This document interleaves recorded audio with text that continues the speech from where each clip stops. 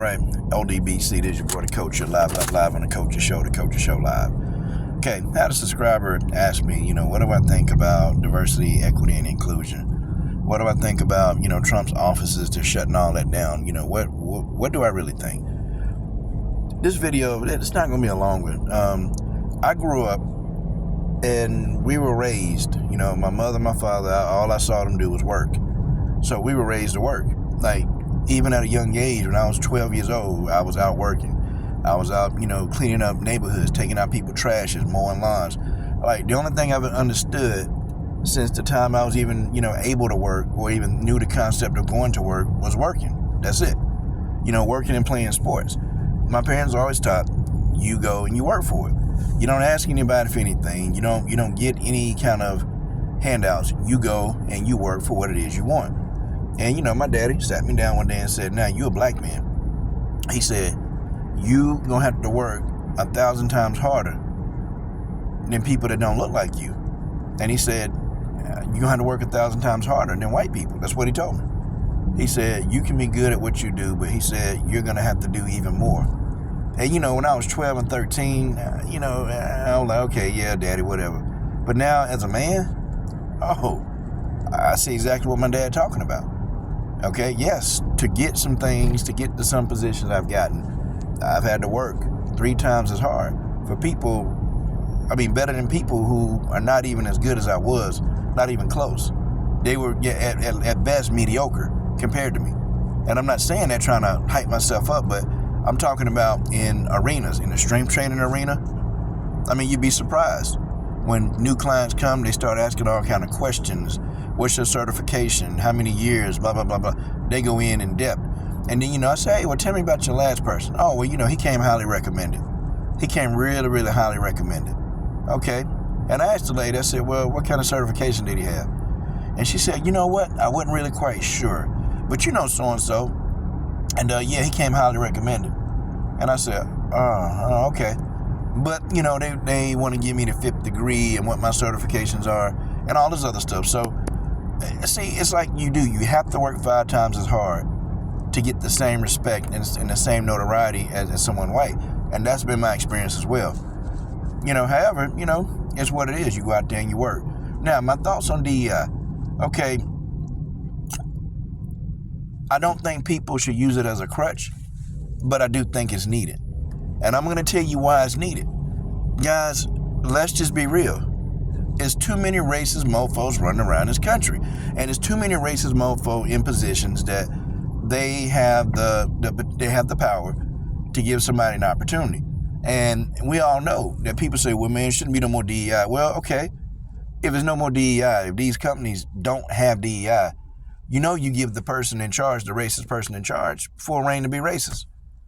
That's what it is. And we know for a fact that, people in positions of racist, it's been the staple point in this country for years. And I'm sorry, I think DEI was needed to balance everything out. Now, I don't think DEI should be used, okay? It shouldn't be used based on the skin color. No, but it should be used to balance out. Like, for example, if I'm looking at 2 resumes, right? If I'm looking at 2 resumes, and if I talk to 2 applicants, okay? And I finally figure out, okay, well, this applicant is black, this applicant is white, okay? The person hiring shouldn't already disqualify the black person because they're black because they got some biases. The person need to look at both of the resumes. They need to look at both of the resumes. And they need to go before a committee, not just one hiring person. It need to be a committee. And they need to physically look at the resumes to see who's the best, to see who actually got the qualifications. And if it's the white person with the qualifications, you give them the job. If it's the black person with the qualifications, you give them the job. But see, the DEI, to me, need to be there to balance it out so people can't be racist. Because, see, people want to know, well, the problem not DEI, the problem is racism. Stop being racist. You see how easy that can sound, but it's difficult for a racist. They can't stop being racist. So the DEI is there to balance stuff out. Okay? Now, if somebody's unqualified, I don't care what their skin color is, they don't need to have the position. That's just point blank. They don't need to have the position. Okay? And, here go the thing, man.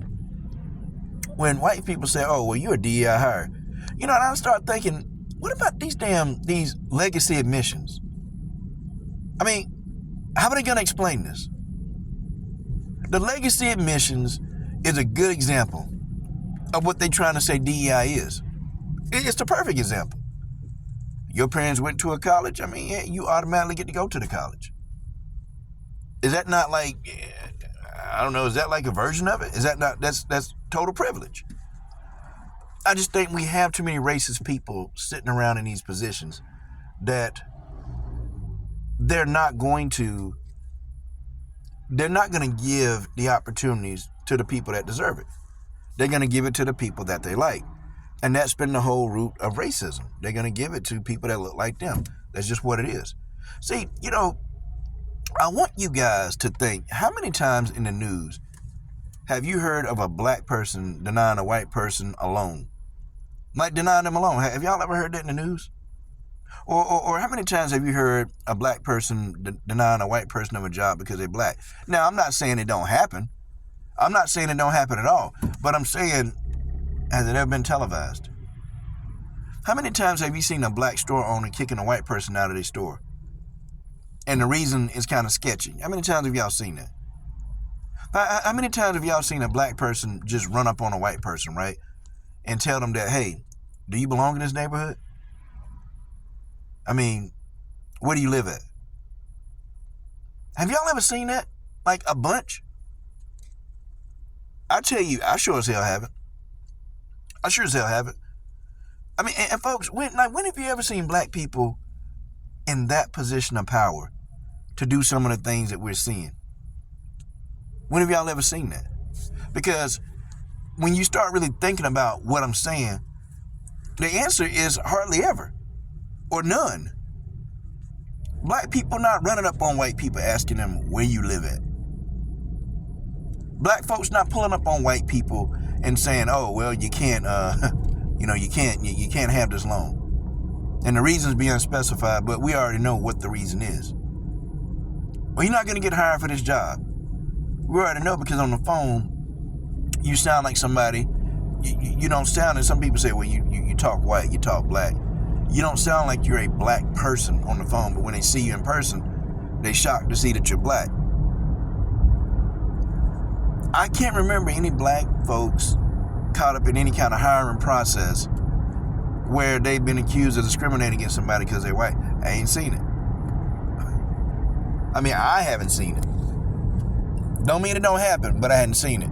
Or it's not as prevalent. We got to cut it out. We got to cut it out. So DEI is guilty of giving everybody an opportunity. And moreover, the people who they benefited from DEI the most, it's been white women. I mean, if y'all really want to keep it 100, it's been white women. They benefited from DEI the most. So, was it really such a bad thing? I don't know, y'all. I just feel like the country is shifting. And I think slowly, day by day, that this country, what they're trying to do is go back into those days where black people had very, very few rights. And I feel like they're going to start trying to pass laws and go back to some of those mandates where you just wasn't even a whole person. Like, folks, you can see the handwriting on the wall. Like, folks, it's right here. It's right here in front of your face. It's right here, right in front of your eyes. It's right here. Like some of those Jim Crow laws. You even got some Republicans saying that Jim Crow laws, wasn't that bad. And I can't remember the one guy he got on Twitter, and he even put out there saying that, there are a lot of jobs out here in the government that, able-bodied white men need to be having. Because able-bodied white men he said something to the point that able-bodied white men have the courage and the strength necessary to make the necessary decisions and do the right job. He said something to that extent. And I'm like, that's bold. That's real bold. But see, this is what a lot of Democrats are talking about. Now, I'm not a Democrat. Not a Democrat. This is what a lot of pro-blacks are talking about. Like,